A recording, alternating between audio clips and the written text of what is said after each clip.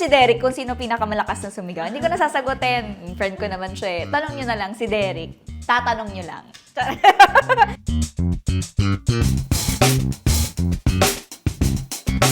Hi everyone, I'm Barbie Forteza. So now that I'm gonna have a horror comeback, let's go back to my very first horror film back in 2011, The Road by GMA Films, directed by Yam Laranas. And we will react to some of my scenes live na feeling ko ay maraming manunumbalik ng mga memories. Uy!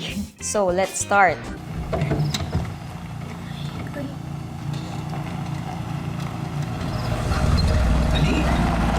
Teka lang, nagmamadali. Janine.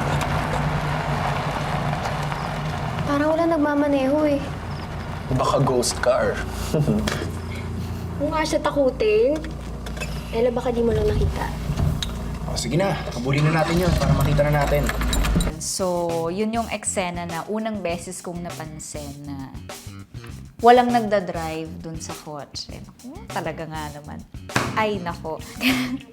Grabe yung, walang makeup yung Barbie. Sana naman magawa ko pa rin yan ngayon. At syempre kasama ko dito si Lexie Fernandez at si Derek Monasterio. Yan yung mga panahong love team pa, ang Derlex. My God, ang luma, Derlex. Diyos ko naman. So, kaming tatlo yung kasama dun sa isang generation, yung present generation ng pelikula. Ano kasi siya, tatlong generations yung tinawid ng movie. So, kami yung dun sa present. And nagkayayaan kaming ang tawag, Joy Drive? Joyride, Joy Drive. Hindi, ang tawag, sinabi siya kayo. Road trip, parang ganyan. Parang nag-dare kami na pumasok sa isang parang vacant lot, ganyan. Or basta enclosed road, hence the title nga naman. So, doon nagsimula ang horror ng pelikulang ito.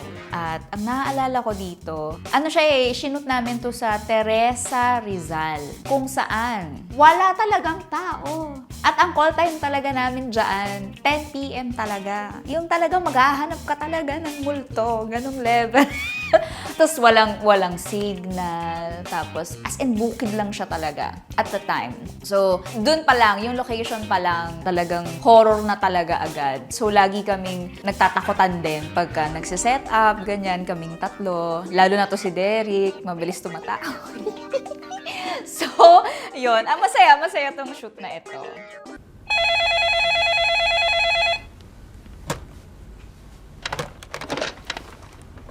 Hello?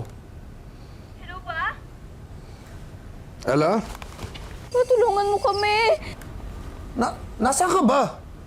Ano ba nangyari sa'yo? Well, sorry Andito po kami sa nakasarang highway sa junction eh. Ano? Matulungan mo kami, hindi kami makaalis. Ella! Ella, sino ba? Kanina pula to eh.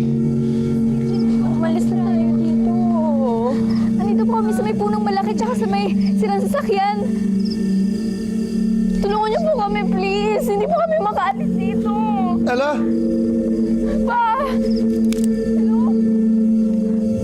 Pa!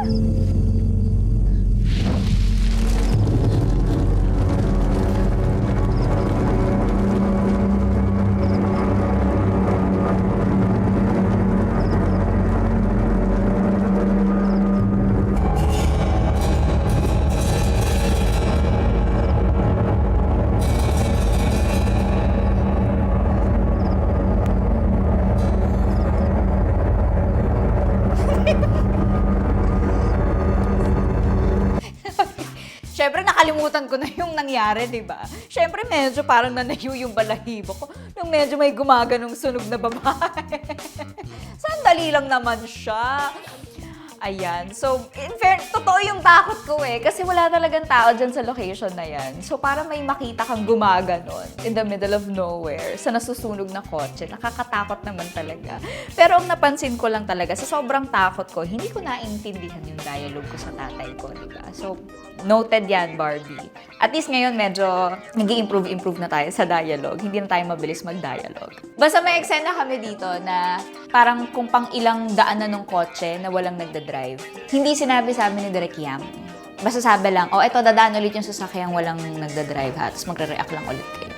Hindi niya sinabi sa amin na pinalagay niya dun yung sunog na babae. So, yung takot namin talaga, nung nag-action yung, ha! Pang-ending na agad.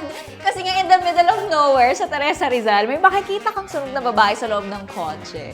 Tanong niyo si Derek kung sino pinakamalakas na sumigaw. Hindi ko nasasagutin. Friend ko naman siya eh. Tanong niyo na lang si Derek. Tatanong niyo lang. P77 is now showing in cinemas nationwide. Kaya isama niyo na po ang dinidate ninyo, ang nililigawan ninyo, ang barkada ninyo, at ang buong pamilya ninyo dahil isa lang ang masasabi ko, hindi ito pwedeng panoorin ng mag-isa.